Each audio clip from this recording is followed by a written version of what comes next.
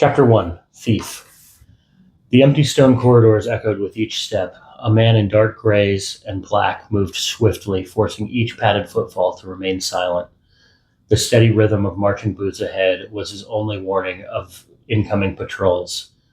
When the sounds drew closer, he pressed himself into alcoves, behind curtains, or slipped through doors. Once he flattened into a shallow niche as 10 men in red robes passed. Anywhere they had exposed skin bound in loose white cloth. He held his breath until they disappeared into the distance. Only then did he exhale, long and slow. Minutes stretched like hours. At last, he reached an ornate locked door, producing a small embroidered disc. He pressed it to the mechanism. After 10 seconds, a click echoed, and the door opened. Inside, shelves of books lined the walls.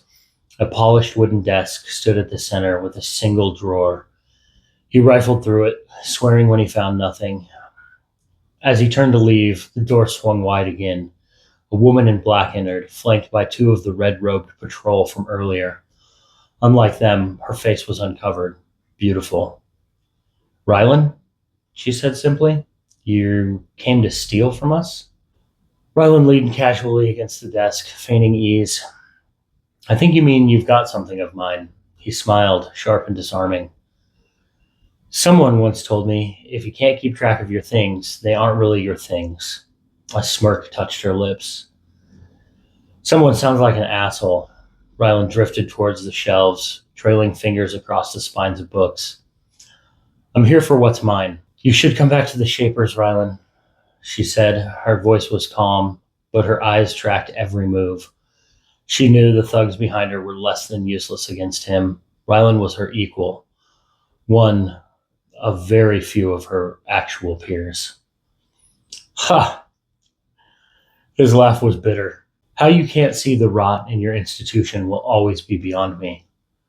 "I am the institution," she snapped.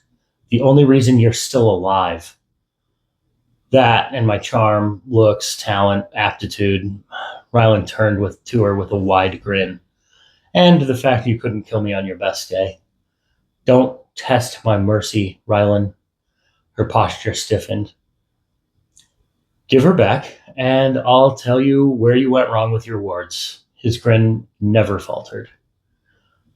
"I wrote and inscribed these words myself," she said coldly. She told herself they were unbreakable, though she dared not speak that aloud. "She's important to my plans," Rylan admitted, the grin slipping just a little. "I don't want to replace her. It's a lot of extra work." Moira's lips curled as she produced a small, round metallic object. "Ashamed to lose such little trinkets." Rylan's eyes locked on it, though he didn't reach. "What do you want, Moira?" "Come home, Rye." The words were almost a plea.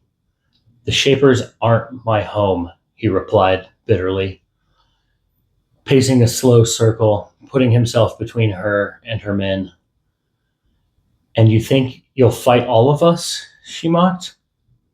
"I'll fight you, if I must." His fingers skimmed along the wall as he passed between her and her guards. "I told you I am the Shapers." She tried to lean casually on the desk, but the tension in her shoulders betrayed her. Rylan laughed honestly. "Then give her to me, and I'll leave. If you're the Shapers, you'll answer to no one." She winced, knowing he was right, hating that he saw it. "You know I can't." "Then admit it. You and your order don't see eye to eye. Join me."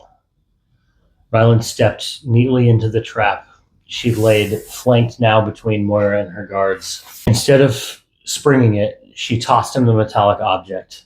"Don't kill them." It wasn't a plea, just a request. "I wouldn't have," he smiled. The moment it touched his hand, the object vanished. Moira flinched. The wards should have barred spatial manipulation. Why sneak in then? Why the performance? "I just wanted to see you." His grin softened into something tired, almost sad. Silence stretched between them. "Did you know it wasn't everyone?" His voice broke with defeat. The red-robed guards mistook this moment for a weakness. In an unspoken signal, they rushed at him. No! Moira shouted, lifting her hand. Too late. Before they completed a single step, they were gone. No struggle, no flash of power. One moment they existed, the next they were erased, plucked from the universe as if they'd never existed at all. Sorry, Moira, Rylan whispered, his face heavy with sorrow. Then he too vanished. Alone in the silent library, Moira lowered her hand. Her voice was quiet and aching. Me too, old friend. Me too.